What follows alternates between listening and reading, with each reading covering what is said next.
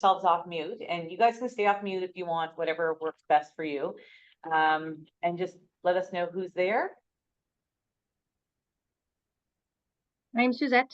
I'm sitting in from Bridgewater, and I'm fairly new to the game. I started up in April, May. Okay, in your name, sorry, I didn't catch your name. Suzette Renee. Suzette. You're with us, thank you. Anyone I'm else? Jane. Hello, I'm Jane. I'm in Hi. Truro. Hi. And I started in July. Okay. Hello, Thanks. my Hi. name is Mark, and I'm the same vintage as Jane, and I am out in Lunenburg. Oh, wow, Oh. nice. Thank you. Nice. Who else? We got a few more. It's Susan and Bill, and we're at the Halifax office. Awesome. Welcome. Thank you. Susan Bell. And Mark was for that. Yeah. And I think, is that four? And then we have a That's couple four. others. Who else is online? I'm Jason. I'm from the Metagan, Digby, Weymouth area.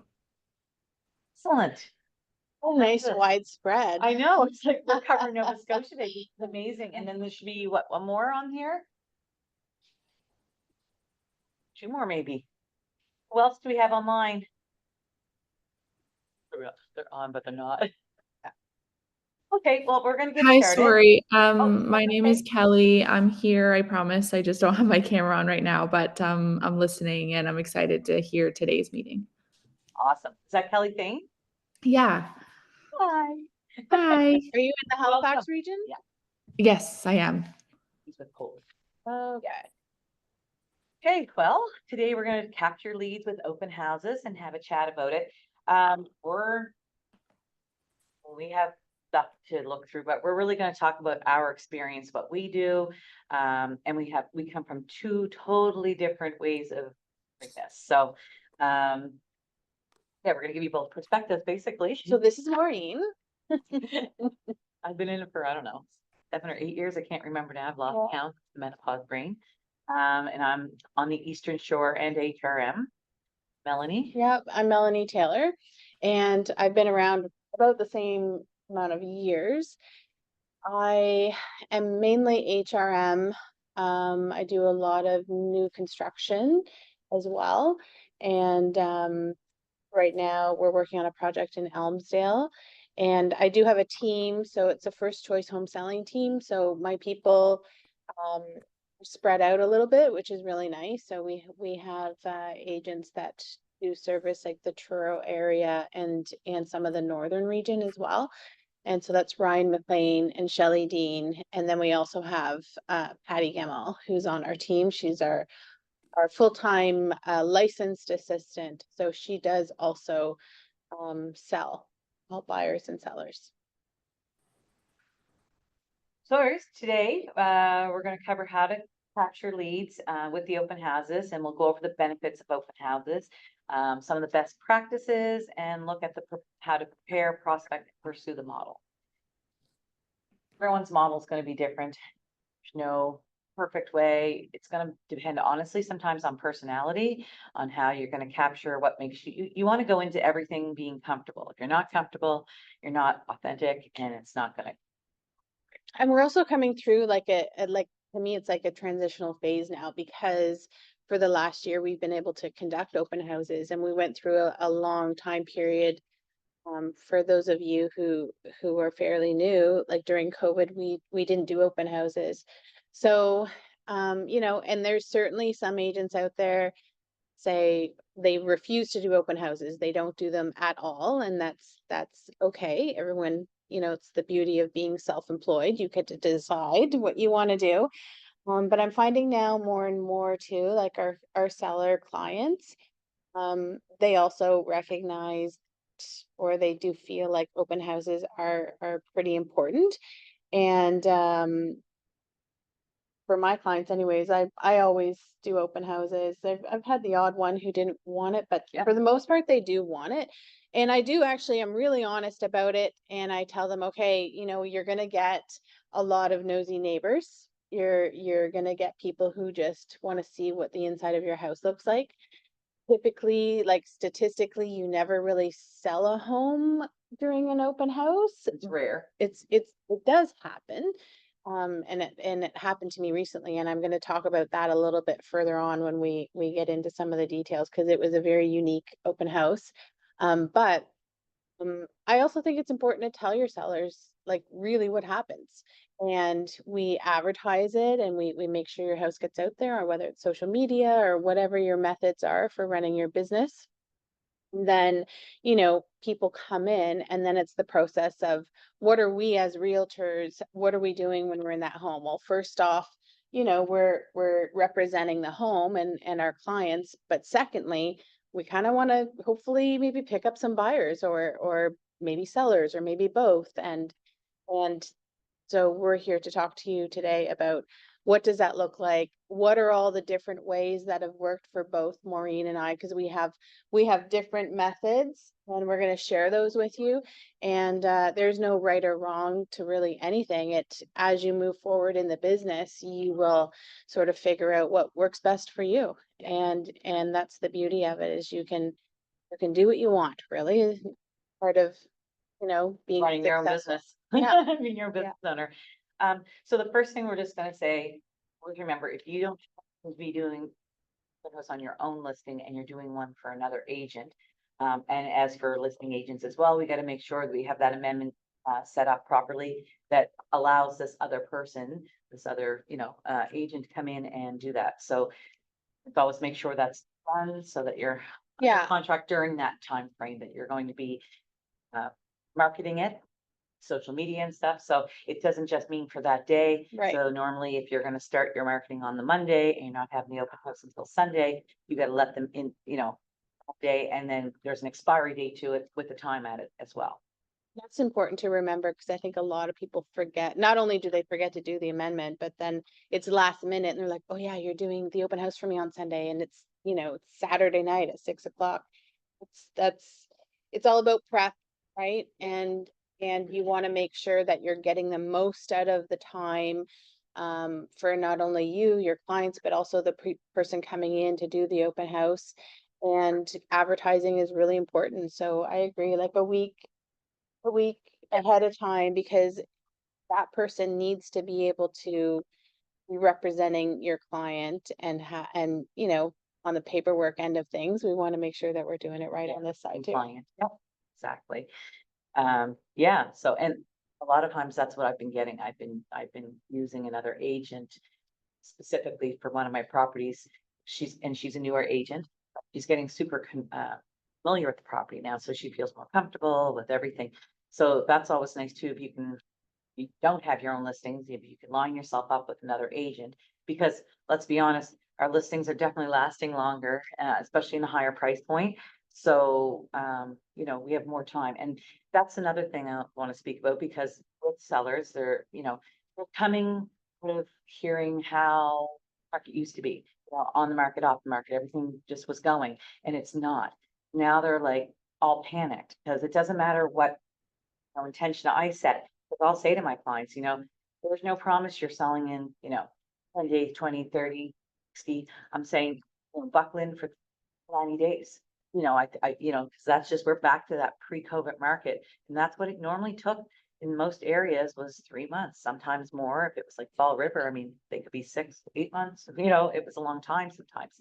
So it's changing their mindset and understanding of the market. And it makes it hard, because you have neighbors and friends that always want to say, oh, I'm gonna sell it so quick. And then they forget to listen to the agent who has set that standard. So they're panicked. So I guess where my point comes from, why didn't my house sell? What's wrong? What's going on? So then you do these open houses, at least to show that you're doing something to showcase their home while they're waiting. They're biting their nails. So it's also another way just to kind of show your value, whether you're going to pick up the seller to, the buyer to it or not, or there to capture leads. And I am also very honest with my sellers that, there could be an opportunity for me to pick up, more business is part of it. So I don't hide any of that. I Yeah. guess I want to be transparent on it. what else needed? So limiting beliefs. I'm sure everyone has them, especially new agents. I don't have a listing. I don't know, how am I gonna get one? Don't know how to do it. And then you put your own roadblock up. So you need to dispel that, get rid of it and just go out there. Cause the more you do and push yourself against those uncomfortable feelings, the easier it becomes. Trust me, with the agent I've been using, same thing, right? Nervous at the beginning. And now it's like, I love coming here, there's a comfortability. So if you can get someone, like I said, to align with, then you can get that practice in on these open houses. And also too, like, it doesn't necessarily mean that you're aligning with someone and you're going out and doing it on your own. You could even just, put on our Facebook page, like just check out, see who's actually doing some open houses on the weekend and just call that realtor up and say, hey, I'm new, I've been around for a little while and I'd like a little bit exposure, or I'd like to see how you run your open house. Can I join you? And that's a really great way because you can join that. Yeah, and you can join that seasoned realtor and maybe do that with like 2 or 3 different people. Cause honestly, every single person is different. They're all different. Yep. And so then it's like your biggest advantage because then you can pick and choose what you think, your style would be and then build some confidence when it comes time for you to do it on your own. Yeah, and it is great if you have mentors, follow them around, ask them. And sometimes, your mentors are busy. You may not always think, hey, I've got an inspection or I've got, an open house or whatever I'm doing. So you should always be checking in with them as well. To see what they have on the go and what you can also, hang out with them and do. Does everyone on here have a mentor? New. You guys might have to unmute yourselves. I I do. do. My contact with mine has only been texting or on the phone. Okay. Are they in the same vicinity as you? No, I'm in Truro, they're in Halifax, but I am willing to go anywhere. Like I've done house showings an hour out of town, so Oh, wow. Okay. I am Okay. willing. So, and have you said I'm that willing to to go your anywhere. mentor? Pardon me? Did you ask your mentor or tell your mentor you would be available and would like to be able to do that? Yes. Yes. Okay, good. So hopefully. If not, prompt them again. Again, we do get busy and it's nothing against, anybody else. I'm almost 52, menopause brain. I'm lucky I can remember to put my socks on in the morning, and which I didn't today. Right? So it's just, sometimes it can be that I can't make excuses for anyone else, but, make sure you're showing that you really are interested and you want that. Anything, just offer. What can I do? What can I drop shadow you on? And Kelly, you came from Remax, right? Yeah, I did. Yep. And how many years have you been a realtor? So this is my second year. So it's Okay. been a year and a half now. We don't do the mentorship over there, so it's a bit Yeah. different. But luckily I had someone kind of take me under their wing there, and spend their own time kind of letting me shadow them and came to my open Oh, good. houses to teach me, which was amazing, right? I'm so grateful. And Yeah. I love open houses. I do them still every weekend pretty much. So Nice. It's yeah. just great practice and just talking to people and getting comfortable and, there's value to it. There definitely is. Even if you don't pick up, leads out of it, there is value to doing them. And again, shadowing is important. So I think anyone that has a mentor, you need to really, tell them, I'm the initiative. I want to go with you. I want to follow you and I want to learn. And, it doesn't mean that you have to only probably go with your mentor. I'm sure you could reach out to others. Again, it's a great suggestion from you, Melanie, to, go to different people, shadow other ones and see what styles they have and see what fits for you. Because I've always been of the nature of, I'm not going to be scripted. Refuse. I'm not a scripted person. You'll learn your own script. You won't even know you did it. So after a while, it just becomes second nature to you. And that's when you know you've got the right script. Yeah. Right. And I'll just let you guys know too, I have like in my community that we're doing in Elmsdale, I have an open house every single day. On weekends, we only go from 1 till 4, but if any of you are interested in coming and not being there alone, but being there with whoever's weekend rotation it is, you're more than welcome to come up and join us. And it can be, it can be pretty fun. Some days not one person shows up. And then other days, like this weekend, it was Patty's weekend. Actually, Patty was there. And on Sunday, she didn't end up leaving. We usually ended at 4. She didn't leave until almost 6 o'clock because she had constant people in. And I think she had a total of 12 people Wow. like in sequence, which was perfect because the other thing is sometimes everyone shows up all at once and you're like, It's a lot. you're juggling. But yeah, if anyone's interested in coming up, you're more than welcome to just reach out to me and we'll organize a weekend. So limiting beliefs, and you're gonna get ones, like I have clients right now that do not want open houses. They allowed me to do an agent open house just to get some feedback from, other agents in the area that also had listings. What was the reason why they didn't want to have an open house? They just don't want it. I don't know. Uh-huh. They just don't want the people in the house. I Yeah. guess that way they want them on the one-on-one basis. They probably just feel they don't work. They're fine with that. So just offer it. If they Yeah. don't want it, that's okay. It's a bummer, but it is what it is. Cause I think in the case of this one listing, I think it would be great to showcase it, but it's, you gotta go with what they say. Some will say, I don't want to declutter and clean. Well, they should be decluttered and clean. If you've done a great job with your clients in the first place, you've gotten them to, do everything for photography.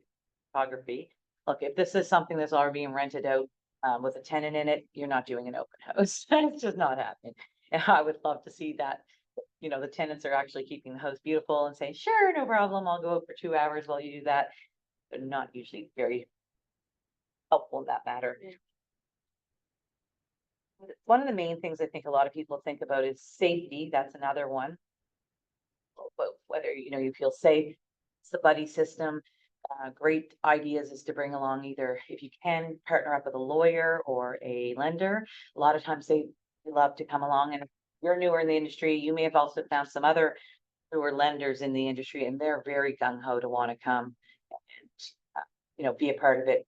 They're looking for leads too, right? So Mhm. there's other ways, but to make sure you're safe. We don't want anyone to think that you're not, that you're a sitting duck somewhere. So, always keep that at the forefront of thinking about that when you go to these things. Okay, where are we now? I think we did that one. So, okay, open houses, who benefits? The main benefit or the main reason we're at the house is to sell it, but we know that that may not happen. So what are some other things we should be doing? Should be showing to a lot of potential buyers all at one time. It's high exposure, so that's a good thing. And then the buyers can see the houses without obligation, which is that's where we're going to get into. So when you're, they come in, we're asking. So welcome. So a few things I do, and I always have packages, I call them feature packages, are always at my properties, whether I'm there or not for an open house. I have binder with every information I have on it. There's a feature page that highlights a few things, a couple pictures on it, my contact information, and it starts, the cut sheet, taxes, heating bills, property disclosure, all of that good stuff. It's all there. So while I'm there, I never look like a fool. Or if I have another agent who is not as familiar with the house, I have time, it's all there for them. Everything about it, so they can talk about that house. Give them that package when they come in and you welcome them so that they have it in hand. If they ask any questions, you flip them, you show them whatever it has been done. So it kind of gives them a little more map of the home as well. Get them to sign in. That's huge. That's my thing anyways. Not everyone does this. So I know you guys can't see this, but I always have one of these sitting here and it says, thank you for coming. Please sign in, look around, ask questions, fall in love, make an offer.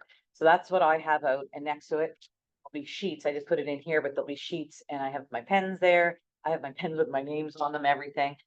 Card is there, but I'm all at this time from the minute they're coming in the door, I'm engaging with them and I'm talking about, do you have an agent? And if they do, it's like, okay, if you don't mind, please sign in. The safety thing, plus my clients like to know who has been here. Yes, they could lie. I say that all the time. Anyone can write whatever down and just lie about it. You'll have plenty of people and you'll learn to read these people. When they say they have an agent, you're pretty darn sure they don't. you know, but I always will try. I'll say, okay, oh, who's your agent? And if they can't give you a name, chances are they're probably, When someone tells me they have an agent, I want to know who that is. And because I actually then, like, even if I don't recognize the name or know who it is, I'm writing it down to follow up later on. I could do a brief little note for myself. It's a young Yes. couple with a baby. Maybe I don't know their names yet. Maybe they haven't given their names, but they've indicated they have an agent. They look like they don't want to talk to you. That's okay, but you know, as long as you can get that agent's name, because then instead of following up those people, you're following up with that agent and you're saying, hey, just so you know, you're young couple with the little baby came through my such and such address, open house. They seem really lovely. Here's some additional information if you want it, if you have any questions, but it's a nice way to actually then still be able to follow up. Like right person. plus to find out. But you try, like I said, in my case, I always try and get the name and phone number or an email and what have you. And then once they've done that and I've already had a conversation knowing whether or not they have an agent, I then make a little note on there on the side, like A for agent or N for no agent, whatever, right? Just for myself, so that after my open house is done and I come back, there's a follow-up process. And that's, we'll get into that. Yeah. So I just gonna ask you, what do you do if people don't want to sign in? You draw blood from a stone. You just try. I always, I try my best. I always remain very polite and make a little joke, and sometimes then they'll do it, so, but if not, and I know that they don't have an agent or they say, no, just my card. I always say to them too, look, may not be the home for you, and that's totally fine. I'm not here to like push anything on you or be a hard sell. If you don't have an agent and if you would like, I would love to be able to help you, and I can put you in my collab center. With the right criteria of what you're looking at, your budget, are you pre-approved? You're asking all those questions, but then that's how you can draw them in. So then usually they're a little more comfortable. The next thing you know, you will get their information because, oh, well, that's a great idea. Thanks so much, and what have you. So you just got to know how to work the room and come from different angles. And that just comes with a little more experience of losing the nerves of talking to people. Look, every time I start my open houses, I got to shake nerves off too until I get it there. And it's like, okay, I'm going to be okay. And, and it becomes easy. And you're going to get ones that are standoffish. Then all of a sudden you'll get that one that's just right warm and they'll talk to you like for an hour in the house, right? So you just So gotta. you'll get the ones that walk around and tell you everything that's wrong with the house. Yep. or And how why much it's the- priced too high. Yep. Oh, yeah. And I'll look at them and say, you realize I am the listing agent and I did do my comparative market analysis. I don't let people really get away with it. Like, I'm the professional here and I'm letting you in this house. So don't come in thinking you're gonna beat it up either, Yeah, right? yeah. So I can take both constructive criticism, no problem. I will make that note for my clients. Yeah, okay. But don't state obvious silly things either, right? So. I like the idea of the list. It's not something that I commonly do, but also too, like after your open house, your clients now, they want to have feedback. So they want to know. I think it's important to be able to take your detailed notes. And if you have a list, it's great. Yeah. Because then you can say, okay, here's all the people that came through. Exactly, yeah. And after every open house we have, they want to know how many people were through, what was they want that feedback. What was the outcome? I've got clients right now that are doing at the bit to be sold and they're very frustrated, not at me, thank goodness, but I think that is because, and I think it could be ugly had I'm not doing, open houses consistently every weekend. Sometimes I'll do them Saturday and Sunday. I'll allow the opportunity to any agent. They're great about it. I've had sellers that have not wanted me in there when I've had a team. There's sometimes they hire you, that's who they want. And so it just kind of depends, but as long these guys are great. So it's no issue with putting any agent in there. They're just happy to have their hosts exposed as much as possible. And I'll add one more thing to that too, is that when you're gathering and you're talking to your people that are coming through the open house, sometimes they like unknowingly are actually confirming maybe things that you've already said to your seller. And I'll give you an example of that is I have currently a house that I've listed and it's brand new construction. The driveway is very steep and they decided not to do any landscaping this year. My suggestion was like, do the landscaping because you need to detract from From this this driveway. driveway. Like the house looks fantastic. There's so much opportunity for some really great landscaping. But when people pull into this steep driveway, that's all they see.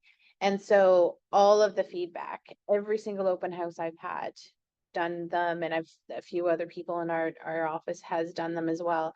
And it's consistent feedback. We wish the landscaping was done. We wish, so now we have like general public confirming what I've already told What them. the professional already told me Right. to. And so now what are they doing? Well, they're like, oh shit, I guess we better do the landscaping. But you know what? We've gone through a whole summer. We went through a Yeah, great when it was season when when it could've it should have stunning. sold, Yeah, right? yeah. And I'm not saying that it would have sold if the landscaping was done, but I actually think presentation of the home would have been warmer and more friendly and less overwhelming for people because, you know, they are now focused in on that driveway. Yeah. And then they're like, okay, well, we got the driveway issue, but then we got to do all this landscaping. Like it's becoming a heartache. So now when those people gave you that feedback, what did you say to them? Because, you know, back to the prospective buyers, was there anything you really said to them, like, thanks for your feedback, or how did you kind of conversation about it? I actually used it as, you know, well, if you're really interested in the house, make an offer, add something in for landscaping and we'll see what they can do. Perfect. Because, you know, it's not it's a negotiation tool. And I think that's how my sellers were viewing it as, whereas I was like, yes, it could be a negotiation tool, but really we just need the house to look good and we need the presentation. Everything else about the house is fantastic. So now we have this one last little thing that could have been done that would have made a large impact. And it's, you know, it's a missing point. And are you finding sellers want that high price and they don't want to do anything for it, like the next ones can do it, you know, but they just kind of want to wash their hands, put it up on the market. But now the prices are so much higher, it's like, you're not gonna be seeing, Well, no one wants you. With this particular house, the wife wanted to do the landscaping, the husband said no. Mhm.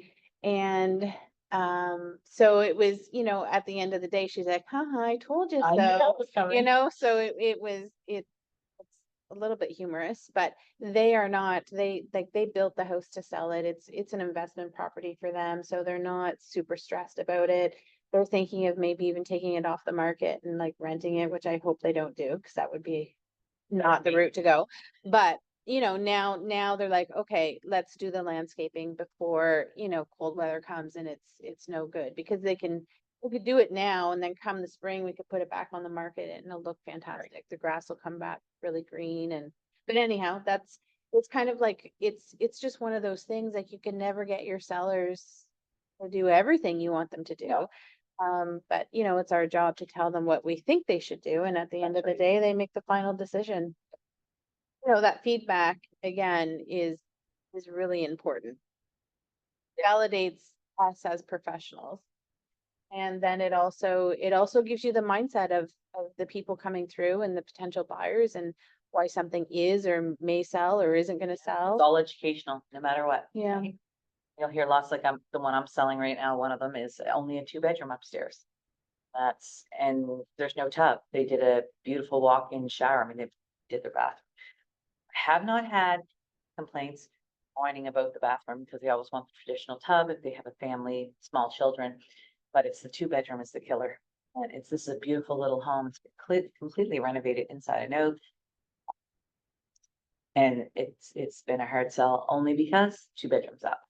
So the traditional of 3 bedrooms is still very much out there of a request. The things, so circling kind of back with the other reasons why we do open houses and, you know, neighbors. Melanie was saying about how with nosy neighbors, but sometimes they are coming through to compare how your house looks Right. to this one that's on for sale. And then next thing you know, well, you're the selling agent. Well, and they start asking you questions. So opportunity to pick up the seller. Great. Well, I can come over and see your place after my open house is over if you want me to. And then, you know, so, Mhm. you know, nosy neighbors. You know, a lot of people do, when they're going to do open houses, they actually canvass the neighborhood, the street, the neighborhood, send out flyers, start that earlier in the week. Some other great ideas, and I know Glenn McQueenie, he's up in Ontario. He's one of the big wigs and owns quite a few his own brokerages, or what do we call them? Market centers? Market centers, thank you. So was something he'd always said to me was just, you know, do something during the evening, like only invite the neighborhood. Yeah. I have a I've wine done and that cheese. before. Yeah. And it's super successful. And it makes people feel, I'll tell you one where I did it it was a house that I bought and I was flipping it. And it was the worst house on the street, corner house. Guy that lived there had some mental issues. It had been there for a long time. He finally left. I bought the house and put up a sign right away. And it's not a Keller Williams sign, but I put up a sign that basically said, we're gonna revamp this house, the flip house. And so I was advertising that that's what I was doing there. And then I started talking to neighbors and everybody was like, thank God somebody bought that house, because it was an eyesore on the street, but it was also infested with rats and, other issues that neighbors weren't really happy with. And so that first off, they were really happy that I was starting to do something. So what I did was very close to, my house was completed, but I had like a special just gathering of the neighbors so that they could come and see house, because they were looking at it every day, the eyesore of the street of, but they could come and see what it looked like when it was finished. And it was super successful. But that was a flip. But I have done that also in certain neighborhoods that are where, people are really tight and they all know each other. Or they've been there for, they've raised families there and passed on to other, the next family generation coming in. And it's more than just a house up for sale on their street. It's a family that's moving on or moving out, or maybe an older couple moving into a home. And it goes beyond just a house for sale on the street. It's like a community friendship and knowledge. And open houses generally can be very inexpensive. It's a great way to lead generate. It's inexpensive. Mine, I usually always have, miniature water bottles in the fridge, juice boxes or such for the children. Normally fresh fruit. I'll have some chocolates, maybe cheese and crackers. You could do charcuterie, any of those kind of things. I do lip balm. I've got lip balms with my name and number on them. That's a good Yeah. one. And the sign-in pen, things like that. I have things all around that have my name on them. People go nuts over the lip balm, saying, it's like, oh my God, I've had people like, I need this so bad. And they're like rubbing half across their face. I'm like, okay. But yeah, people really dig that. And it goes home. You go home with that, right? Yeah. And if you've made a good impact of talking with them and they think of you, so I obviously do them a little bit more expensive, but you could definitely do them a lot. Halloween time's a great time to get those little chocolate bars. And Yeah. everybody digs that little piece of chocolate. Everyone loves it. And it's also an opportunity. I find that too, when you have stuff there for people to stop, and whether they're taking that cheese and cracker or not, let's say they do, it's the perfect time to start up a conversation. And sometimes that's the most awkward part. If you aren't really a really social person, or, if you find that challenging, that's the best way or opportunity opening, I guess, to start that conversation with that person. Yeah, and then that's a great time. You can, do you have an agent and it's like that? And if they don't, well, have you even gone to your lender yet? You get pre-qualified. I mean, we're trying to qualify these guys. We don't want to, and then they say no, well, they're not. They're going to know right there and then they're not. Maybe they're not that serious, but it's also another opportunity. Would you like me to get you in contact with one, right? So you're always building, you're always offering your services and extending services that you can offer with lenders and lawyers and all that good stuff. So that's why it's important. A buyer's package. I have a buyer's package that lists everything like that. And the process of buying a home, what to expect, the costs, everything about that, and all the different people they can contact, like a variety of lawyers, lenders. So you're, again, offering a wealth of knowledge. Are you giving that to the one that has agents? No. You're not going to give away your stuff. And you can't, because that's like poaching. You're showing, look, maybe I'm doing better than your agent. That's a no-no. And that's why that question is so important, to try to get that up front, because you want to know how much to extend yourself to that person, because if they already have an agent and you're more limited the questions you're asking, but also the information you're sharing. It's more of a limited conversation, and it's knowing who their agent is. That's where you can have that more extensive Right, go to that. relationship is with that other agent. Another good question that I find works well for me, just to even start up conversation, but also get in to figure out, what are these people all about, is I'll often say, oh, do you already live in the neighborhood? And they're gonna say yes or no, but it helps you to be able to go, oh, okay, oh yeah, you do live in there. Okay, what are you on the street, or are you next street over? Like, so then, it helps you, and people don't mind talking about themselves. So They can usually get, they'll sing like canaries, and like I say, it's just a great, you're just like in a kitchen party kind of thing. There's the food, you're always yeah. gathering, so it's not a bad thing. And you should set some goals for yourself, obviously, like what you're looking to get out of your open house. And then you would goals as you go. Every time you do one, you get more comfortable of how you want to do it, what you're trying to get out of it. Maybe you're hoping you're going to get a listing out of it and 2 buyers this weekend. You know what I mean? Like, so it's all about how you're going to advertise it for social media, those kind of things, and then really being direct with the people that come in. I'm sure there's ones that sit there or say, hi, come on in. If you have any questions, let me know, and don't do anything, don't engage. Chances are you're not going to achieve any of your goals if you're not going to, it's like an interview. They don't know they're in an interview. Mhm. And also, outdoor signage, like think ahead of time. How many streets do people have to turn to get to your house? Where are you putting your open house signs? Are the arrows pointing the right way? We've all been there, got the arrow going in the wrong direction. But you want to think about that ahead of time, because maybe you need like 3 or 4 signs and you only have 2. So then you're gonna have to borrow from another agent or come to the office and see what they have. Like, don't Yeah. forget about that. And then also, as you get going, you may want to invest in if you find that you're doing open houses typically on a Saturday or a Sunday, well, get a couple riders and put those riders up on the signpost, the Monday or Tuesday before the following Saturday or Sunday, so that people just driving around the neighborhood or the neighbors or whatever can see that there will be an open house there. That's spreading the news without really doing anything. You hang a sign. So I always have a rider up there, and I've got them made.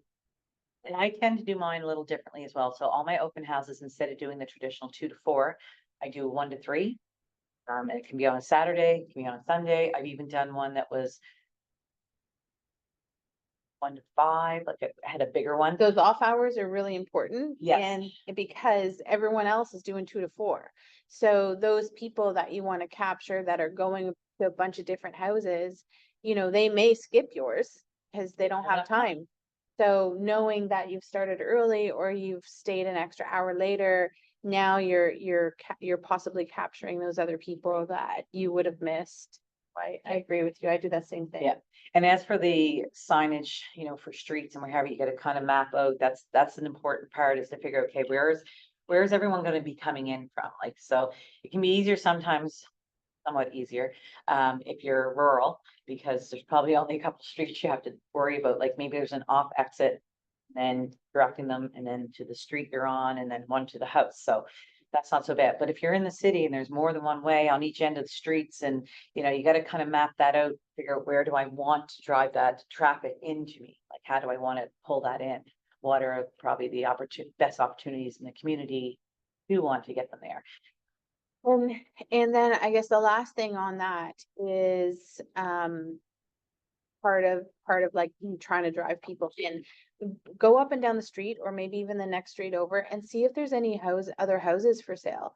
Contact that agent and say, hey, like, I'm thinking about doing an open house. Your house is comparable, or maybe it's not. I've done that before too. But strike up a conversation with them. Maybe you want to tag team an open house day and send traffic to each other. And I don't know, I think that's a nice way to even, have some good new friendships, or just camaraderie. Yeah, with and it's other important brokerages. because I'm gonna tell you, making friends with the other colleagues and other brokerages and being sincere goes a long way. Like I have a listing down in Lawrencetown, was driving by before it, and I knew there was another agent from a different brokerage, and their sign had blown off. So I text messaged and said, listen, hey, let you know it's down. If you want, I can get it fixed. I think it was the whole post and everything was down. Said my husband can pop over and just fix that because he does my signs. And she's like, oh my God, that's so kind of you. Thank you so much. She said, no, I don't need that, but thank you so much. But just those kind of things on the road when you're writing offers to these people, because you'll write offers to over time, you'll be, and they're gonna remember you. I don't know how many times my offer has been chosen and maybe it's not quite the best, but when they sit there and say, oh, the difference of that 5K or whatever it is, I know this agent will get it done. I know the efficiency of this agent and how they deal and negotiate is very fair. And you'll have a good transaction. So just, there's an extension no matter what, all the time. And that's why, Melanie says, if they say they have an agent, who is it? Reach out. It's a good thing to do. Building relationships with other colleagues everywhere, it's so important. And those conversations definitely take place. Yes, And I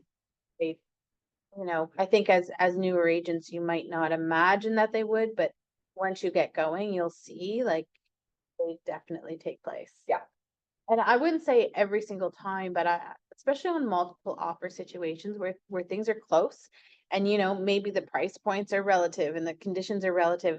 What's it boiling down to? How are they making their decision? We typically say, do you know that realtor? Do you know that realtor? What's your experience? It does happen. it does, yeah. Definitely. Okay, now we're on basically pick the house. So picking a house is a crucial step in the open house process. It's important to look for a great and visible location, preferably not more than 3 turns from a major road. Mhm. More signage anyways, if you want to get some lost. But today also, I mean, everything is always on. I'll go into Viewpoint or Realtor.ca. It's showing there's an open house. So they're planning, all those buyers are planning, or nosy neighbors, watching all of this all the time. So they're planning their, where they're gonna go, their adventure on open house day and how many they're gonna see. But yeah, and you can, I've had open houses. I've got a client way down east and her place this one's a painful one. Can't get anyone there right now. But we'll do the odd open house and we did structure one. There was the big Clam Harbor castle contest, sandcastle contest. Oh, yeah. So we did one that weekend just to see, because the traffic's coming from all over the place. So let's see if we can't get them in there. And we did. We had about 5 different ones, which is huge because it's literally crickets normally if we hold one. But you got to do it just for them so they can kind of still feel like, oh, maybe getting seen or at least you're trying. So, but yeah, it is tougher and there'll be less leads. So that's why if it's not your listing, you're looking for, you're looking for those nice unicorns that are going to draw in a lot of leads for you. So preparing for the open house, you want to make sure, that it's neat and clean. So you might want to go early to make sure that clients did do a good job. But if they didn't, if there's some things you think it's too cluttered, you wanted to streamline it, bring a laundry basket or find their laundry basket, put some stuff in. There's too much on top of countertops, things like that. And find a place to hide it in the closet. You maybe bring some fresh flowers, just things like that. Just, people notice all that stuff. Make sure, because a lot of clients think they put on those smelly, scentsy things. I hate those. Yeah. The thing of it is, well, a lot of people have sensitivities, one, but number 2 is, what are you hiding? Right? What Yeah. odor are you hiding? Yeah. And that's what they come in their minds at. So you kind of got to protect those sellers that maybe don't know, or thought they knew better than what their agent had told them. So before you post your open house, you want to prepare a list of questions you may be asked and practice your conversation starters. So that's where you come with having that feature package, knowing everything about that home so that you're not caught with your pants down, literally. So what's the use if you're not bringing any knowledge and information to them? Useless. They're not going to hire you. And also too, like that also goes back to communication with your sellers. Like, what are your sellers allowing you to disclose? Right. Are they going through a divorce? Do they want people to know that? You know, because people, I don't know why people ask that, but why are they selling? People always ask that. Downsizing or whatever. Yeah, And I will never give away my clients if they're doing anything that has to do No. with it. Anything detrimental to their sale, because once they know the divorce, yes, desperate, they need out. That's actually the opposite, because if they're divorcing, they're trying to get every penny because they got to split it in half. yeah. So that mentality doesn't really work like it used to years ago. Yeah, so I'm just trying to think practitioners, right? For clients ask why the house is for sale. Yep, here's one. Potential clients might ask why the house is for sale when the home was last renovated. If the home has any structural issues and how long the house has been on the market. Most of them know all of this.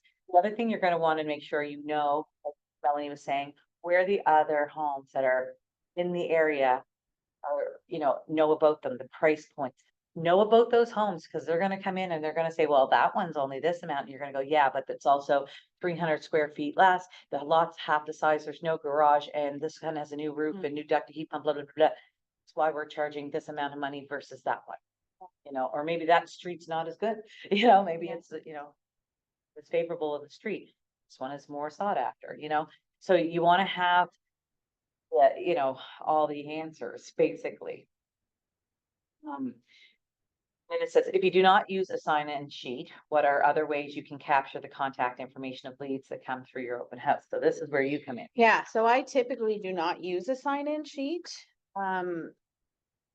So few different things. I like the idea of a sign-in sheet. I just haven't really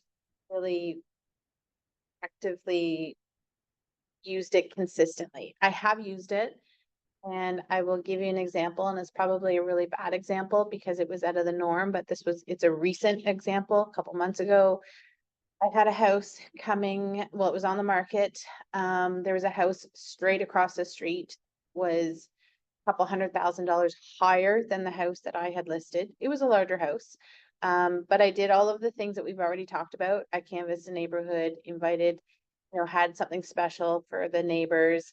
I reached out to the agent across the street, tried to coordinate open houses on the same date. And I had a sign-in sheet. And I actually asked an agent from our office if he would like to join me on the open house, because I just had a feeling that, based on the neighborhood and what I knew of the neighborhood and all my research, just felt like it was going to be a busy open house. And I think whenever you have that feeling, it's always good to grab another person, because, as people are coming in the door, you don't want to have missed opportunities, and you want to make sure everyone has a good experience at your open house as well. It feels like, it was informative and helpful. And if you can't get to talk to everyone, or even just acknowledge that they've come in the door, it can just, not go as smoothly. So I had a sign-in sheet, and I had snacks. We did the advertising. We did everything right. We had 62 people show up. 62. And that's sign-in, That's not a sign-in dream, sheet, by the way. That's that- not a dream. that That's sign-in sheet went to the wayside by probably the 12th person. You wouldn't have had enough. Because it was because we literally, this is what happened. It was James was with me, James Landell. We literally away and stood by the wall. I was in the living room. He was in the kitchen and sometimes upstairs. It was a back split, and there were so many people, and they all sort of came within an hour and a half, and the crowd was massive. So my sign-in sheet at the end of the night, at the end of the open house, we were like, wow, there's like 6 people on here and some people with kids. But you know what? I do recognize the value, and I think I like your idea of basically saying, it's Safety. for safety and And for my client. and for the No. clients. I think the client one is Yeah. really good, because people, I think, would respect the homeowners before they would respect us. Yes, I think. yes, yep. So I agree with you. that's a good one. Yeah. So that's a house that was very unique. At the end of it, we ended up having multiple offers. James picked up a buyer. I picked up a seller. The people who actually came through the house did buy the house, which was also unique. It was a person that came through the open house. So it was a very different experience, but I can tell you on a day-to-day basis at our community up in Elmsdale, we do not have a sign-in sheet, something we talk about all the time. And there's actually, I mentioned it to Maureen, I think she thinks it's on command, but we think that there's some type of sign-in program online. So we're gonna dig into that a little bit more. Yeah, I think you can like have your iPad opened up and use that as your sign-in sheet. It's supposed to transfer to into your command, like Yeah. it's something to do with that. I have not used it like that. I'm old school. Yeah. Everything's gonna be hard copy. It's just how my brain works. So when I get. But I to think sit if it around is this- going into command, they're probably asking questions like, Yes, there were what's your questions. email, what's your phone number? And some people don't feel comfortable leaving that kind of information.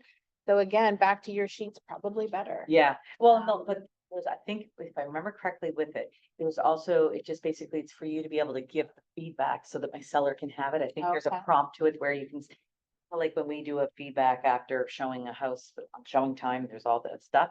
So I think you can build it like that, which would give some validity that, yes, this is gonna go to my clients, and no, your information won't go, but in order to do this, your information needs to just go into the system. Might scare some, it might not, it's hard to say, you know. We should probably put it on our list of like a follow-up little session Yeah, to talk about that as we dig into it a little Yep. bit more. But anyways, back to, so on a daily basis at Castle Grove Estates, we have an open house every day from 9 till 5, and then on weekends 1 to 4. Patty is there from 9 till 5. Ryan and I filter in and out. And then we trade off weekends. And what I do there, because it's new construction, so it is a little bit different. But I have packages, not a full package. I have pretty things. I have nice booklet with pictures of homes, no pricing, pictures of homes. And then on my boards, I have what does the community look like? I have pictures of the amenities that are being built next year. I have like a banner. I have like people playing pickleball and golf simulator and that type of stuff. Then I have a map of the community, and my pricing is not posted. So that's just a natural flow of communication when you're like, okay, so this is the model home, this is but what about the price? How much is this one? Oh, if you would like a full complete price sheet, I can email it. Would you like a copy? I can email it to you. Every single time they say, yeah, okay. And I take down their email and then I'm like, okay, what's your name? I'm gonna send it to you right now so I don't forget. Like I make a joke because like Maureen, they have that brain too. Welcome to 50s. yeah, So it's, you know, so I'm like, they see me, I'm putting in their name and I have their email and I'm attaching give me the the information. price sheet and I'm like, really nice to meet you today. Thank you for coming by Castle Grove. Then they have all my contact because I've got my signature at the end of our email, like everyone does. Yeah. And then I make a note for myself to follow up, but I now have actually haven't given me a fake email because I've seen it go through and they're getting the price sheet that they wanted. So that's how I capture That's a brilliant people's way. information. And if they say, I would love a price sheet, but they've already told me that they have a realtor, then I'm like, perfect. I'm putting in that realtor's name. I'm sending him or her the price sheet and letting that person know, okay, I've sent it to Maureen, you know, she should have it in her mailbox now. So just we'll follow up and she can talk to you about it. And, Yeah. you know, so that's what I do with our new construction. Yeah. That's brilliant. That's a brilliant way to do it. You're right. You're not just selling the model home, you're selling the whole package that you offer. Mhm. So that does make sense. Mm. Do it that way. So we had already touched on some things. Picking the right time for your open house is important, which we've explained. You know, if you can kind of, you know, change your timing a little bit, just allows for more people to see more homes. The other big thing, like I said, was making sure you know all the data, the stats in that area. So you're well equipped. Like those are two main things. Cause the other thing is too, like, a lot of times buyers know more than you do as far as what's going on in the neighborhood if you don't do your homework. Right. So you don't want to be that realtor calling yourself a professional that you don't know the house 2 doors down just sold, you know, 2 months ago. for $100,000 less than the one that you have on the market. Like, it's really, really important for you to know the facts because those people are showing up to the house and they have the facts. Yeah, if they They're want, there, just gonna make they sure know. you get what you, I know what you're doing. Things like the school district, the employment information, recreation nearby, traffic and commute times. Those are huge, you know, because I think a lot of times we'll talk about that with clients that are out of province or like say they're from Ontario and they're saying, well, I don't want to be more than this amount of commute away. And I'll always say, well, you need to understand your commute, how you would commute versus how we can commute in that same amount of time is so different. So, you know, you gotta let them know that idea they have on those kind of things can be different than what it is here.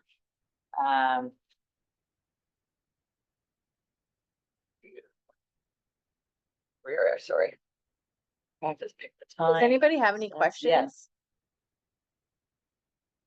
Anyone? Great. And we already talked about the safety thing, bringing someone, the slim pile, that's the other thing, you know, you felt there was an issue. The slim pile is basically MLS words. And when you have that, you call the office is what happens. Call or is it text? Call or Well, text, could be. I can't remember. No, I think you're supposed to call. Sorry, but I think we're supposed to call and say, hi, I'm at, 123 Main Street. You forget how I'm supposed to do it now. We're at 123 Main Street. Do you have the slim Yes, file? you have the You just- slim file. Do you That's have what the it is. slim Sorry. file? And And that's, then they know, it's the code word, do you have the slim file, for this property? And then they know to get help right away. But to avoid kind of an issue, you should also have family, friends, someone should know, maybe someone drops in with coffee. I know one of my colleagues is always, even when she walks up to just even show a home, she's like, okay, I just arrived here, dear. I'll give you a call. I'm at, I just arrived at whatever the address is and I'll give you a call. Just as soon as I'm finished, should be about 20 minutes. So when you've got note and that buyer hears, so it's no different if someone's coming to host, you can make the same fake phone call, say, yeah, I'm just at the open house right now. I've done that before. Yeah. I've done a fake So phone they call know. to my husband. I'm like, oh, hi, honey. Sorry, I had my phone on silent. Didn't hear you call. Thanks for calling. Oh, yeah. If you're only 5 minutes away, that's great. Yeah, I'll take a tea. So that's some of the things. And again, pairing up even with another agent or, whoever. If you're bringing someone that's not into real estate, I mean, you gotta keep them quiet. They can't be doing anything basically, but they're there for you. But don't get them to start talking about the home or showing people around because that's a no-no. They are not under contract. So, but yeah, it's just important to keep your GPS on, make sure someone can track you, things like that. There's just safety is number one, and you need to be comfortable there.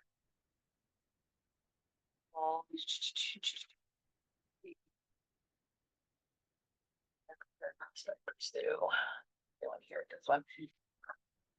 Okay, so yeah, the main goal is to try and get appointments out of it. So if you can capture leads, the next point is obviously the follow-up. So with the follow-up, you're calling or emailing, depending what information you got from them that do not have agents. And you do not let that rest for days and days and days. It is basically, you can either get home that evening, make the email or a phone call, just say, it was great meeting you today. So cute meeting your dog or your little 2-year-old or whatever, right? Make it personal about them that you remembered them.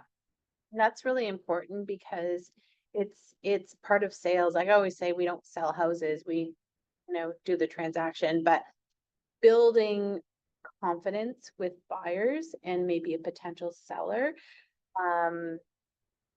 personalizing it, I think is a big deal. So, remembering that they had a newborn baby and they named it, Frederick. Little Benny, like just jotting those things down and circling back to that. It'll make you stand out from any other realtor who doesn't even remember they had a kid or a dog. And people love you to understand their family and their pets. And what they're looking for. So you're having that conversation. So as we spoke about, I would love to be able to put you in my collab center and get you started on your search. I have some, the other thing you say, I gave you my buyer's package. Let me know when you have chosen who you'd like to go through for a lender, what have you. I can also do use the right word, menopause brain, introduction email to get you started with them. So then you've got your finger now onto all of that, right? So it's just, you shows your efficiency, and it shows, what you are capable of, basically. And also too, like, I think sometimes some of the hardest parts of going into this type of industry is actually asking for anything. So, when you meet that person in that open house, depending on how your conversation is going, like, for example, if they said, well, we live in the neighborhood, we're considering, we came in today because we're just trying to figure out whether we, want to get into a bigger house, whether we're going to stay in this neighborhood, don't really know what our house is worth. We're waiting to see what this house sells for. They're giving that indication that they're thinking, they're in that process. So instead of, just taking down all of their information, say to them, okay, like Maureen mentioned, oh, I'll come over after the open house. Most people will say no because they think that they need to clean their house. So Mhm. most people will say no, but you could say something like, okay, I know today might not be that convenient for you, but what day would be good in the next week for me? Like, what's the most convenient day for me to pop in and just give you an assessment and give you some ideas and some information so that, it might help you make some decisions. Like, so it's a very light touch of, but what you want to do is get in their house, because once you're in their house, you should be able to get that deal. Right. You're thinking though on the fact of them having a house to list, right? Well, anything, So- I'm just saying, like, asking instead of like just making that appointment to get in. So just, what day would be good next week? Oh, Monday. Okay. Yeah. What time would be good for you? I'm not available until 10 o'clock, but I can come anytime after 10. What time would work good for you? Like, actually getting an appointment to get Yep. into someone's And house. if it's a buyer, you may not be getting into their house. You may be just meeting them for coffee at Tim's or Starbucks Right. or what have you. But Same it's thing- that appointment. Yes, or here at the office, what have you. Yeah, it's just to get in there, get your foot between the door, don't let them close it, in the most nicest way possible, right? But you'll figure out things on how that works, how, I've given out water bottles with my name on it. People go, you gave me that water bottle last year. I still use it. That's the best water bottle. But people remember, and then, so if you've kept my water bottle in the last year, chances are you're probably gonna call me. Like, you've done really good with your branding, Yeah, and you have it on your car, yeah, so Be good. she's driving with right. me. But branding is a really, probably a really big part of your business. It is for because me. you're now realizing that the money that you've spent in your branding is coming back. Like, 'cause 100%. people are calling Yeah. you and Yeah. people recognize. Because even like the other night, when was it? Last Tuesday, when we had the cooking event at my house, my husband's like, who's got that car? Ferguson. I'm like, that's Maureen. He's like, yeah, I've seen that somewhere. And I'm like, Oh, that's "Yeah, you good. probably have." So and he talked to me that night about you. And then like the next day, he's like, what'd you say her name was again? Ferguson. I'm like, no, Maureen. So he's recognizing your branding, Right. and tells you it's working. Yep. As long as it sticks in the head, right? Subliminal advertising.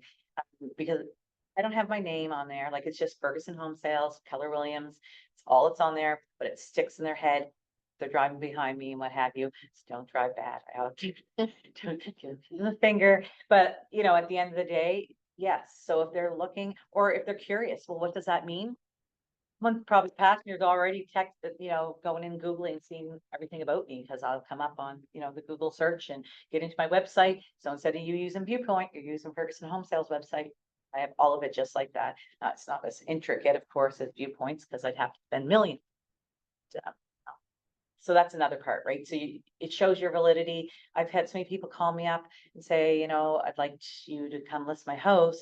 And I'll ask, it's somewhere's like I don't know them. I don't know anything like how I would have gotten the referral. And I'll say, how? And did you find me? And they'll say, oh, I was on your website and I just really liked your website. So I called you up. So, there's all different specs, but you gotta show your validity of who you are, and, they know they can be confident in hiring you, because they're going to Google you. The minute you leave, if they have any interest in you, they're going to Google you and check on you. So you'll spend more time preparing for open houses than you'll actually will be the open house.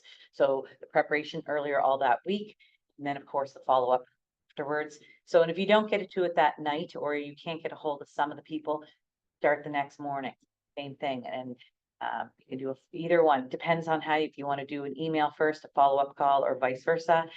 You'll find your comfortability, and you'll also have to just test that to see what works best for you.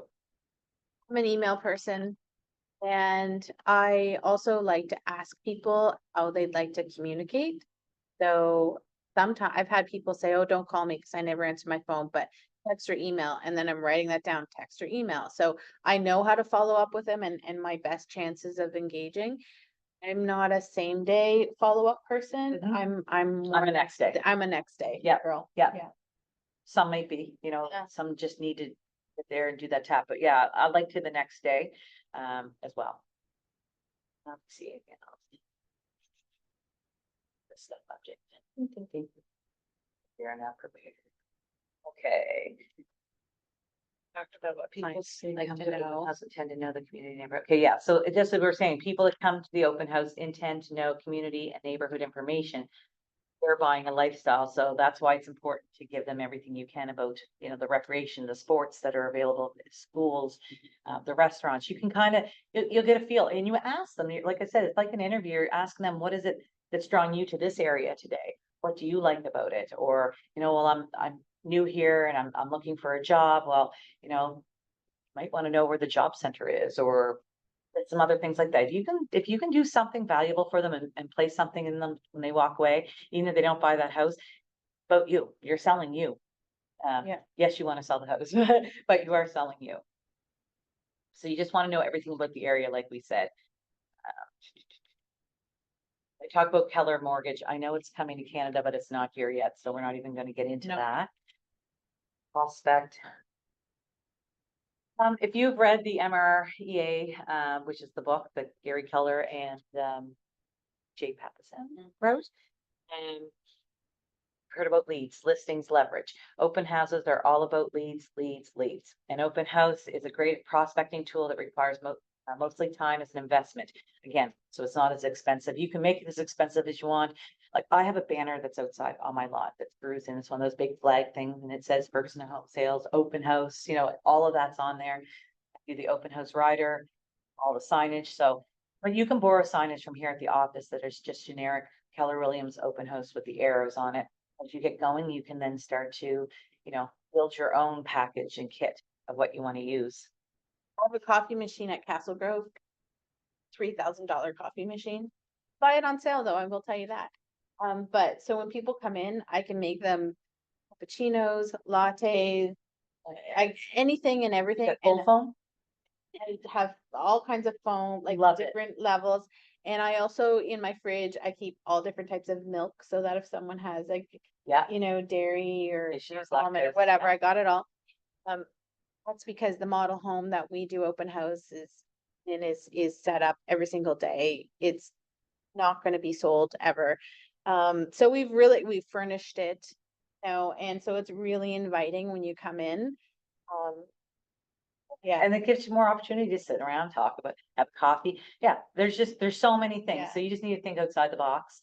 You could be making coffee at yours. Some people will bring, if you think it's going to be a very busy one, some people bring the box of Tim Hortons coffee and Timbits. That's always a great one. People will always have waste and you'll always end up eating. So make sure you pick things that you're not going to eat the whole time. But I think the bigger part to remember is just to be Engage. creative and engage. Yeah. Yeah. So, greet everybody, ask them, what brought you in today? Are you looking for a home in this neighborhood, price range?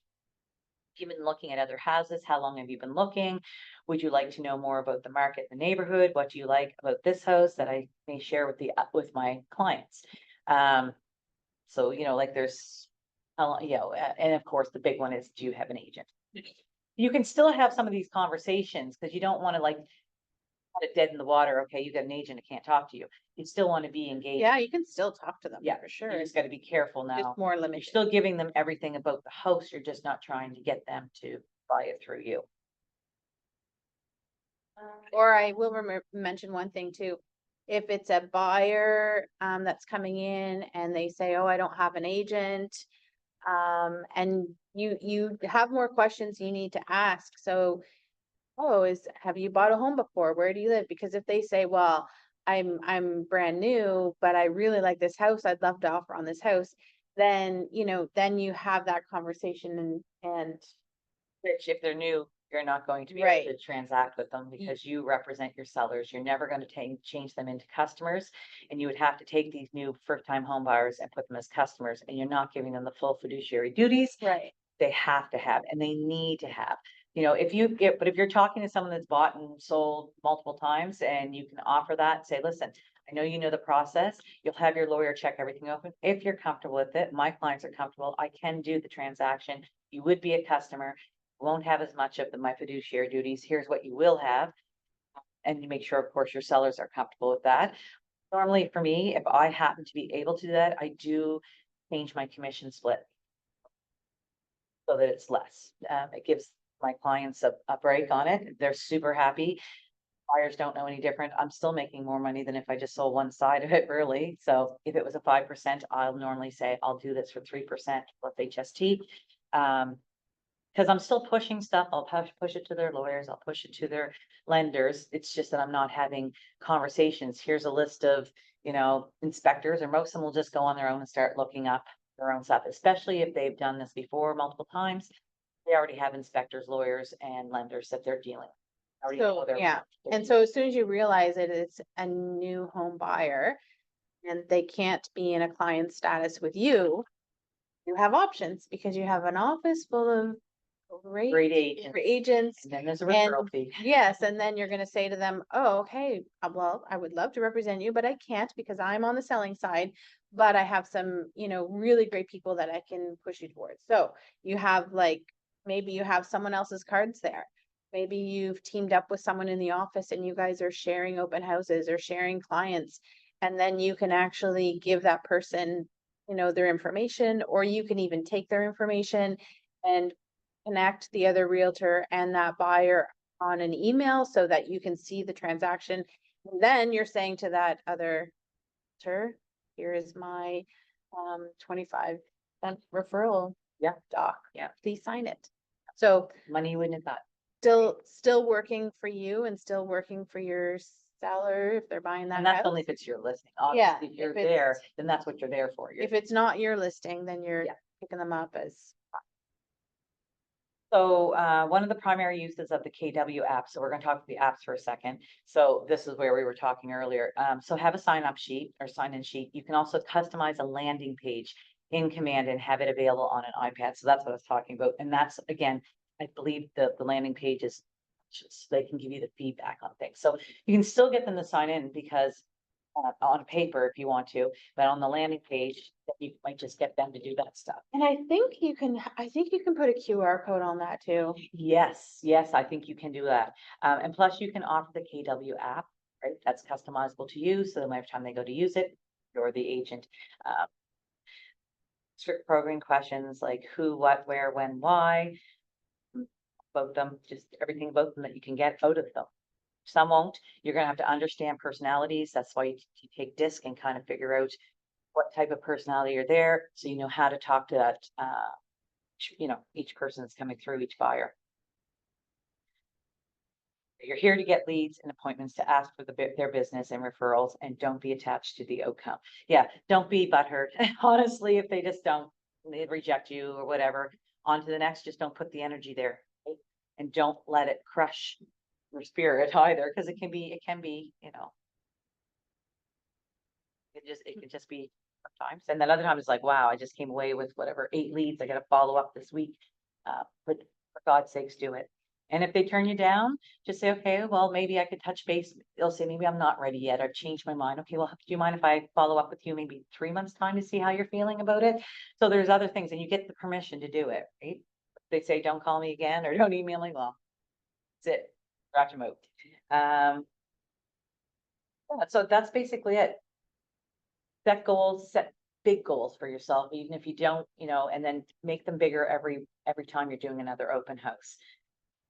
Well, so that's basically it. And to me, it takes time because there's even still things I think I could do better on every open house. So it's just a matter of getting out there and trying it and doing it. And, And Once you become more familiar and more comfortable doing it, become more trustworthy, and things like that, because what you're saying you believe and they know it.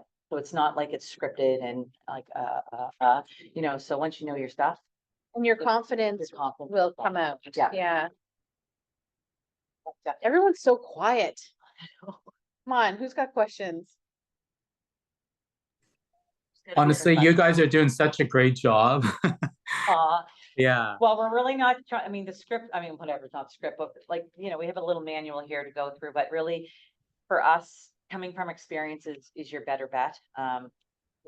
We're being realistic about it. Well, everybody can read the pages, but to actually, hear two different perspectives, and I think that's a good, avenue for people to, but you're gonna pick what you want as you go through. And real life experiences, I Yeah. think. And don't forget, you're Are- building your database. So even if they say, okay, I'm not ready right now, if they didn't have an agent, put them in your database. Then there's something for them. Like if you know their areas, let's just say Fairview, okay? Then if you're setting up whatever in your command, then you can, hey, here's some homes that are for sale in Fairview. Haven't talked to you in a while, just wanted to, I was thinking of you and not sure if you found anything yet or if you found an agent, but if not, here you go. Reach out if you're interested. Let me know if you want me to send anything else. There's ways, but just only do that to the ones didn't have an agent at that time. And if you didn't, put them on your database. And one thing that I've done a couple times, and it's actually worked really well, so I should get into the habit of doing it again, but let's just say after the open house, you end up getting an offer and your clients sell their home, to then go back and canvass the neighborhood, not so much canvassing, but maybe send out a little postcard size advertisement that says, just so this house sold. And if you have any questions or whatever, like just a little advertisement to, the whole community. And that may help you pick up more buyers or more sellers that are interested in the future. Mhm. It's consistency, really. Yeah. Just practice. And I know there's lots of agents here with listings. So if you don't have your own, get knowing those agents. Get to the open houses, because that's where you're gonna start. That's where you're gonna get Yeah, your. even if you visit your other colleagues with open houses that are in our brokerage, let's just say, like, I know you're in outside areas, but figure that out and hop in and build connections with those agents as well. And then when they see that you're interested, they're gonna say, usually the listing agent, if they've been in it a while, don't want to sit in the open house. They really don't. They may not need the leads. So to be able to offer them, I'm off always. Like if you want to come in, sit with the leads, go right ahead. Do the open house, and that's your. And so, Mark, you're in Lunenburg, right? I am indeed. Yep. Yeah. And so how are you finding the activity there? It's much slower than previous years at the moment, but things are starting to pick up. There's more listings coming on. There's a little bit more sale activity, but it's pretty quiet. For open houses, minimal here. The Yeah. agents around here tell me don't bother with open houses. They don't work. Yeah. But I actually went to an open house. Another agent friend of mine did an open house in La Have, and I went, and there was a fair bit of activity. I mean, it wasn't maybe not 62 people, but there certainly was at least about 15 people. So It's good. Yeah. That's actually good. Like I said, I mean, I've done ones that are in, rural, quite down east and almost to Sheet Harbor or what have you, or Ship Harbor, Lake Charlotte. It can be painful, but then that's where you need to think outside the box. How else can you do that? So do you go around the neighborhood? I know it's farther apart. It's not like you're in a subdivision, but is there a way to fine tune another way in your area? Like what about, like, I know it's more of a long term because usually these things will come out maybe once a month, but maybe you get into your local little flyer thing that goes out. Like we have a Shop Shore and a community cooperators or something, or Eastern Shore cooperators. So I can advertise in that. So yeah, you're running a bit of a risk if you put it in there and it's going to be there all month. Everyone gets it. You got to plan ahead, about a month ahead to say, we're going to do open houses, these listings on these days. Like you could put something out there that throws you in, and then you might be able to garner more more leads out of it. It's a different way of doing it, but I understand with the rural area, it's definitely tougher. And how long have you been with Keller Williams? Only since July. July, yeah. Yeah. And are you a new realtor or did you come from another brokerage? No, I'm a new realtor. I just got into the industry. Well, that's good to know because you're in a spot where I'll be able to send you leads because I'm in Boothers Point, so I usually will, like, on occasion, I think I've been to Lunenburg maybe 3 times this year with clients. I don't love going down that far. And then we have Ann Swim on the other side of you. So you're like bridging the gap right now. Yeah. So I'll let Ann also know. We'll keep you top of mind because between her and myself, we're like usually tackling that area and neither of us want to go that far. So Yes, please. Absolutely. I I'm would so love that. happy to have met you virtually. Thank Do you you. ever Same come into here. the office meetings? I did the first session of Ignite and I've done a couple like for the brokerage Okay. orientation. I did come down. Okay. It's just a matter of time right now with all the courses and learning the business. Yeah. Yeah. And listen, absolutely, get all that stuff done, what you can. No, it's important because you're building up to that. You know, that for the first year, you say just started July, so you're only on what, like 6 weeks or so into it? Yeah. Yeah. And that's fine. No, that's fine. Absorb what you can, start taking notes. Take in the things like I would suggest to you, you should be going to Moncton. I don't know whether any of you signed up for Moncton. You should be going to Moncton for next week, in all honesty. Do your business planning. You'll learn a lot there. You'll get lots of things. The great thing about that, just because you're starting new, everyone go, well, that's past me, or that's about, I get so much to do. It's when you're sitting in the room with your other professionals and the other colleagues and you hear what they're doing and what they're saying, that's how you learn and get more ideas that will work for you. Because right now you're in an overload of information. It's all the black and white information. And how do I, Well, even put just that- probably navigating Command and Yeah. Paragon and Yeah. know, So be it's a online lot. is There's probably so enough. much you're learning. Yeah. But looking at any of these little things, and I know Glenn McQueenie is going to be coming as well. We're going to have him, and he's amazing.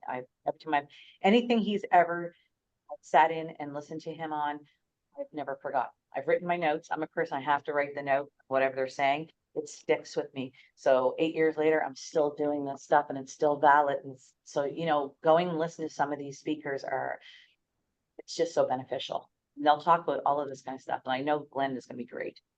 But so are these guys that are down here. So, I mean, if you can get the opportunity to go, please, not too late.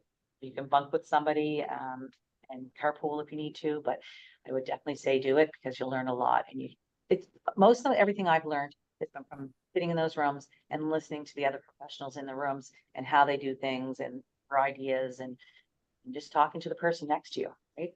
Yeah. Well, we want to All right. thank you Thank you very very much for participating today. Hopefully you got something new out of it.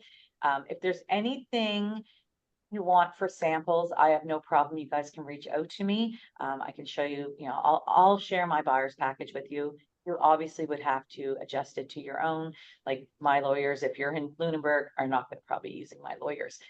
Lenders, those are the things that you at least if you have a template of some sort that you can then work from, so you have an idea how that do it, and you can condense it. It doesn't have to be as large as mine. Things like that. I can Maybe send you share the sheet. the sign-on sheet, I'll take one of those. all right, no problem. Just things like that, right? And actually, this was shared to me actually from it was an agent that came here, and she had bought a package, and then she really was nicely enough to just share it for free to me, and then I customized it to myself and my branding. But it's just important, those little tiny things. Like I have, it's at my open house now, but I have one of these that actually has the card holder right in it. So my card is right there. Oh, So they can take a card if they want to. I'm shoving it down their throat anyway, it's my card, as long as they don't have an agent, but, so it just gives you some things and it just shows that you're prepared and what have you. I color coordinate some stuff, like, I do a lot of, my stuff's all in gold. So there'll be things around that's gold. My napkins are gold, my plates may have a gold trim, like, serving fruit and stuff. Even to have like the gold on my picks, so it's just whatever, but start small. Go see other people's first if you're new, and then see where you can get yourself in and do other open houses until you can get your own listings. Then you can be more creative as you get going. All right. I hope everyone had a good session and you learned something. And like I said, reach out to either one of us if you want anything else or have any more questions. Yep. Great. Thank you so much. Okay. Thank Hey, you. take care. Thank Have a you great so day. much. Lovely meeting you both. Yeah. Hey. This is the end, but anyways, I have no idea. There's one in the chat. One chat? You want to, how do you need the most? I mean, everybody saying thank you. Hopefully I feel bad and messed up.